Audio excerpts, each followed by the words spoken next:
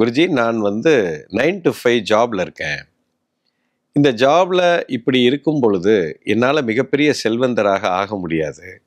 வேலையை விட்டுட்டு நான் தனிப்பட்ட முறையில் ஒரு தொழில் ஆரம்பித்தாதான் நான் பெரிய ஆள் ஆக முடியும், பணம் நிறைய சம்பாதிக்க முடியுமா? உண்மைதான். அதாவது நீங்கள் இந்த பணம்ங்கிறது என்ன, முதல்ல அது எப்படி உங்களுக்கு வரும் அப்படிங்கிறத சயின்ஸை நீங்கள் புரிஞ்சுக்கணும். இப்போது இதில் 2 முக்கியமான அம்சங்கள் இருக்குது. முதல் அம்சத்தை பார்க்கலாம், 2வது அம்சத்தை பார்க்குறோம். முதல் அம்சம் என்னன்னா, இப்போ ஒரு வேலைக்கு போகிறவங்க 9 to 5 ஜாப்ல இருக்கிறீங்க அப்படின்னா, அந்த ஜாப்ல இருக்கிறதுனால உங்களுக்கு மாதம் சம்பளம் வருகிறது, ஒரு சேலரி உங்களுக்கு பே பண்ணுறாங்க. இப்போ 1,00,000 ரூபாய் மாதம் உங்களுக்கு கிடைக்குது. 30 நாள் உங்களுடைய நேரத்தை நீங்கள் வேலை பார்க்குற கம்பெனிக்கு நீங்கள் கொடுக்குறீங்க. அப்போ உங்களுடைய ஒரு நாளைக்கு 8 மணி நேரம் வேலை பார்க்குறீங்க அல்லது 10 மணி நேரம் வேலை பார்க்குறீங்க. ஸோ அந்த 10 மணி நேரம் என்னுடைய நேரத்தை என்னுடைய கம்பெனிக்கு நான் கொடுத்து, அவர்கள் அதுக்கு எனக்கு கொடுக்க, அதன் மூலிமா எனக்கு பணம் வருது. இதுதான் எனக்கு சேலரியாக 1,00,000 ரூபாய் நான் பணம் சம்பாதிக்கிறேன். இப்போது ஒரு தொழில் செய்யும்போது, தொழிலுங்கிறது நேரத்தை மட்டும் கொடுக்கல, அது கூட ஒரு வேல்யூ இருக்குது. இப்போ அந்த வேல்யூ, நான் ஏதோ ஒரு ப்ராடக்டோ அல்ல ஏதோ ஒரு சர்வீஸோ நான் மக்களுக்கு கொடுக்குறேன். இப்போ நான் ஒரு ப்ராடக்டை உற்பத்தி பண்ணி கொடுக்குறேன். அப்போ அந்த ப்ராடக்டை உற்பத்தி பண்ணி கொடுக்கும்போது எனக்கு செல்வம் வருகிறது. இப்போ நான் அந்த ப்ராடக்டை உற்பத்தி பண்ணுற நேரம் இப்போ 10 நாள் எடுக்குது அப்படின்னா, அந்த 10 நாளில் இந்த ப்ராடக்டை உற்பத்தி பண்ணி நான் கொடுக்கும்போது அதுக்குண்டான பலனே எனக்கு கிடைக்கும். இப்போது ஒரு தொழில் செய்யக்கூடியவன் இந்த 10 நாளில் நான் உற்பத்தி பண்ணுற இந்த ப்ராடக்டை என்னால் 5 நாளில் உற்பத்தி பண்ண முடியுமா அப்படின்னு உட்காந்து சிந்திப்பான். அப்போது அதை பண்ணிட்டான் அப்படின்னா, இப்போ இவனுடைய இன்கம் டபுளாக மாறிடும். இப்போ 5 நாளில் நான் உற்பத்தி பண்ணுறத என்னால் 2 நாளில் பண்ண முடியுமான்னு இவனுக்கு சிந்தனை வரும். அப்போது அது 2 நாளில் அது உற்பத்தி பண்ணிட்டான்னா இன்கம் 4 மடங்கு 5 மடங்காக கூடிடும். அப்போ ஒரே நாளில் பண்ண முடியுமா அப்படின்னா 10 மடங்கு இன்கம் கூடும். அப்போது ஒரு நாளில் 2 ப்ராடக்டை பண்ண முடியுமான்னா 20 மடங்கு கூடும். அப்போது இவனுடைய ஒரு வியாபாரத்தில் இருக்கக்கூடிய ஒரு மனிதன் இந்த மாதிரி சிந்தனை அவனுக்கு வந்துகிட்டே இருக்கும். அப்போ எஃபிஷியன்சியை இன்க்ரீஸ் பண்ணிக்கிட்டே போவான். இப்போ ஒரு வேலையில் இருக்கக்கூடிய மக்கள் இந்த மாதிரி தோணாது.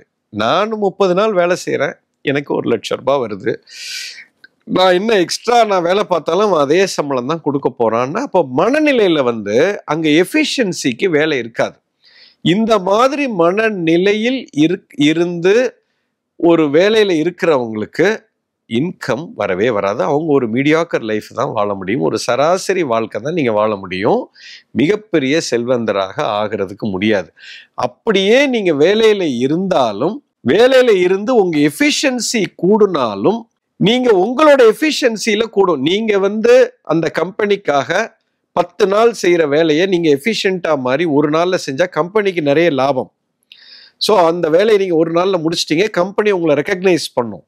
ஓஹோ, இவர் ரொம்ப எஃபிஷியண்ட்டாக இருக்கார், இவனுக்கு ப்ரமோஷன் கொடுக்கலாம், ப்ரமோஷன் கிடைக்கும், உயர் பதவிகள் கிடைக்கும், எல்லாம் மேலே மேலே நீங்கள் க்ரோ ஆகிட்டே போவீங்க. அந்த மாதிரி ரொம்ப எஃபிஷியண்ட்டாக ரொம்ப திறனாக வேலை செய்யக்கூடிய ஒரு தொழிலாளியை எந்த ஒரு ஸ்தாபனமும் விட்டு வைக்காது. உங்களுக்கு வருமானம் கூடும், நீங்கள் சம்பளம் அதிகமாகிட்டே போகும். 1,00,000ங்கிறது 2,00,000, 3,00,000, 4,00,000, 5,00,000 சம்பளம் கிடைக்கும். பட் அதுவுமே என்னன்னா, உங்களுடைய நேரம் மட்டும்தான் உங்களுக்கு சம்பாதித்து கொடுக்கிறது. நல்லா புரிஞ்சுக்கங்க. உங்களுடைய நேரம் இப்போ எஃபிஷியண்டா மாறி இருக்கு. அப்போ நீங்க 10 மணி நேரம் நேரத்தை உங்க கம்பெனிக்காக செலவு பண்றீங்க. ஆனா முதல்ல 1,00,000 ரூபாய் வாங்கிட்டு இருந்தீங்க, இப்ப 10,00,000 வாங்குறீங்க. பட் உங்களுடைய 10 மணி நேரம் அங்க செலவாகுது. பட் ஒரு தொழில்னு வரும்போது என்ன நடக்குதுன்னா, நீங்க மட்டும் உங்க நேரத்தை போடல, நீங்க உற்பத்தி செய்யக்கூடிய ப்ராடக்டை நீங்க மட்டும் உற்பத்தி பண்ணல, நீங்க இன்னும் 2 பேரை வேலைக்கு வைக்கிறீங்க. அப்போ உங்களுடைய 10 மணி நேரம், அவங்க 2 பேருடைய 10, 20 மணி நேரம், அப்போ 30 மணி நேரம் இப்போ உங்களுடைய ப்ராடக்டுக்கு டைம் போகுது. அப்போ அதோட எஃபிஷியன்சி இன்னும் கூடும். 10 பேரை நீங்க வேலைக்கு வைக்கிறீங்க, அப்போ 10 × 10 மணி நேரம் 100 மணி நேரம் இப்போ ஒரு நாள்ல உங்களுடைய பிஸ்னஸ் வேலை உள்ள போகுது. அப்போ அதுக்குண்டான வேல்யூ வருது. அப்போ ஒரு தொழிலுங்கிறது பார்த்தீங்கன்னா உங்களுடைய நேரம் மட்டும் இல்லை, நீங்க ஒரு 5 பேரை வேலைக்கு வைக்கிறீங்க, 10 பேரு, 20 பேரு, 100 பேர். இதுக்கு பேர் தான் மேன் ஹவர்ஸ்ன்னு சொல்லுவோம். உங்களுடைய மேன் ஹவர்ஸ் கூட கூட கூட அப்போ அவங்களுடைய உழைப்பும் உங்களுக்கு லாபமாக உங்களுக்கு வரப்போகிறது. அப்போ ஒரு ஸ்டேஜ்ல நீங்க வேலைக்கே போக வேணாம், நீங்க முதலாளி ஆயிட்டீங்க. இப்ப நீங்க வீட்டுல உட்கார்ந்துருப்பீங்க, உங்களுக்காக அவங்க ஒரு 5000 பேர் வேலை பார்க்குறாங்க. உங்க ப்ராடக்டை தயார் பண்ணி உற்பத்தி பண்ணி வெளியில வித்து காசு கோடிக்கணக்கில் நீங்க சம்பாதிக்க முடியும். இதுதான் ஒரு தொழில் அதிபருக்கும் ஒரு சராசரி வேலை செய்யக்கூடிய எம்ப்ளாய்க்கும் உள்ள வித்தியாசம். இது உங்களுடைய நேரம் மட்டுமே உங்களுக்கு சம்பாதித்து கொடுக்கிறது. அதில் உங்க நேரம் மட்டுமல்ல, இன்னொரு 1000 பேர் 5000 பேருடைய நேரம் உங்களுக்கு சம்பாதித்து கொடுப்பது தான் ஒரு வியாபாரி. You understand? ஸோ கண்டிப்பாக நீங்க பெரிய கோடீஸ்வரர் ஆகணும் அப்படின்னா கட்டாயம் தொழில தான் நீங்க சம்பாதிக்க முடியும், வேலையில இருக்க முடியாது. பட் அந்த வேலையை விட்டுட்டு தொழில் செய்யக்கூடிய திறன் உங்களுக்கு இருக்குதா பாருங்க. நிறைய பேருக்கு அந்த அந்த எஃபிஷியன்சியோ அந்த திறன் இருக்காது. அதுக்கு நீங்க தயாராயிட்டீங்களா? ஒரு தொழிலுக்குள்ள இறங்கணும்னா அதுல பல விஷயங்கள் இருக்கு. அது எல்லாமே உங்களுக்குள்ள இருக்குதான்னு ஃபர்ஸ்ட் பாருங்க. அதுக்குண்டான அனுபவம் இருக்குதா? அந்த துறையில உங்களுக்கு எக்ஸ்பீரியன்ஸ் இருக்குதா? அதுல இருக்கக்கூடிய அத்தனை விஷயத்தையும் உங்களுக்கு முதல்ல கற்று வைத்திருக்கிறீர்களா? அதுல கிரே ஏரியா என்று சொல்லக்கூடிய தெரியாத விஷயங்கள் ஏதாவது இருக்குதா?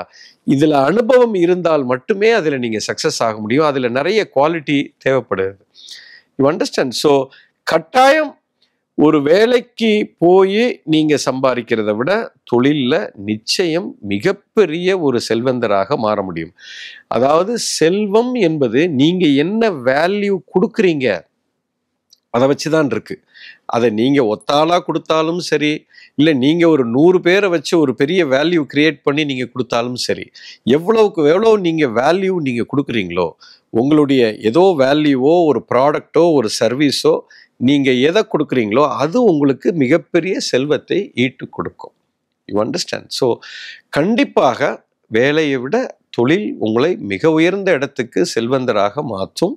பட் அதுக்குண்டான தகுதி உங்களிடத்தில், திறமையும் தகுதியும் அதுக்குண்டான அனுபவமும் இருந்தால் மட்டும் அதுக்குள்ள போகணும். இல்லைன்னா மிகப்பெரிய நஷ்டம் உண்டாகும். You understand? ஸோ புரிந்திருக்கும்னு நினைக்கிறேன். எஸ்.